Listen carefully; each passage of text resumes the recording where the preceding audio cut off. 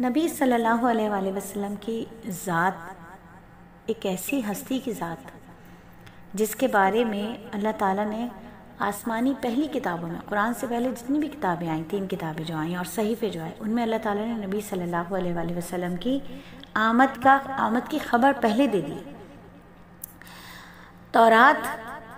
تورات کے اندر عہد نامہ اول جو تورات ہے، ٹیسٹامنٹ اول، کہ تورات کی 5ویں کتاب ہے، اس میں حضرت موسیٰ علیہ السلام نے اپنی قوم سے کہا تھا کہ تمہارا خدا تعالیٰ ایک پیغمبر میری طرح یعنی موسیٰ علیہ السلام کی طرح بعد میں آنے والے زمانے میں اٹھائے گا، تم لوگ ان کی بات ماننا۔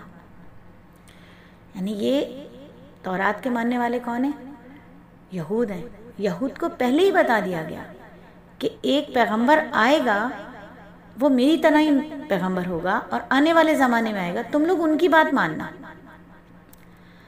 آگے اسی تورات میں اللہ تعالیٰ فرماتے ہیں کہ ان لوگوں میں تمہاری طرح یعنی موسیٰ علیہ السلام کی طرح ایک پیغمبر بھیجوں گا اور اس کے منہ سے اپنی یعنی اللہ کی بات کرواؤں گا، اور وہ بس وہی کہے گا جو اللہ اسے حکم دے گا۔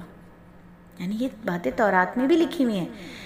پھر اللہ تعالیٰ اسی کتاب میں تورات میں آگے لکھا ہے کہ جو پڑھنا نہیں جانتا، یعنی پیغمبر کے بارے میں لکھا جو آئے گا پیغمبر اس زمانے میں، جو پڑھنا نہیں جانتا تم اس سے کہو کہ پڑھو تو وہ کہے گا مجھے پڑھنا نہیں آتا۔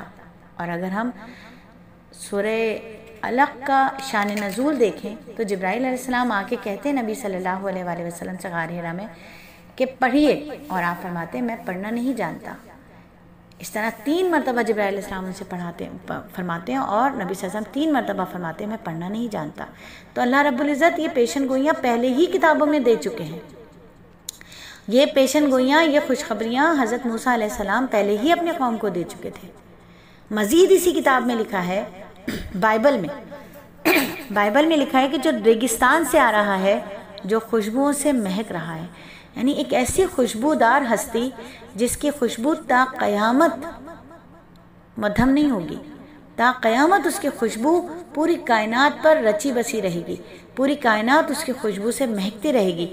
بائبل میں ہی لکھا ہے کہ اس کا چہرہ دھمکتا ہوا ہے، اس کے بال کالے اور لہردار ہے، وہ 10,000 میں نمایاں ہوگا۔ یعنی وہ اتنا نمایاں شخصیت ہے کہ اس کے بال لہردار ہیں اور اس کا چہرہ دمکتا ہوا ہوگا۔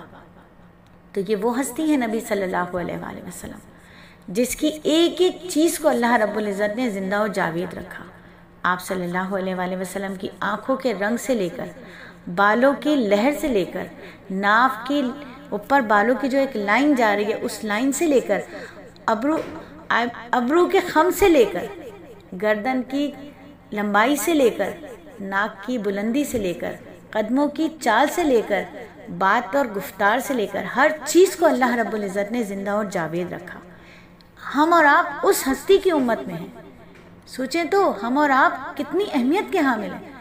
اللہ تعالیٰ نے ہمیں کتنا چن کے اس مخلوق پوری دنیا کی مخلوقات میں سے اللہ نے ہمیں چن کر نبی صلی اللہ علیہ وآلہ وسلم کی امت کا حصہ بنایا ہے۔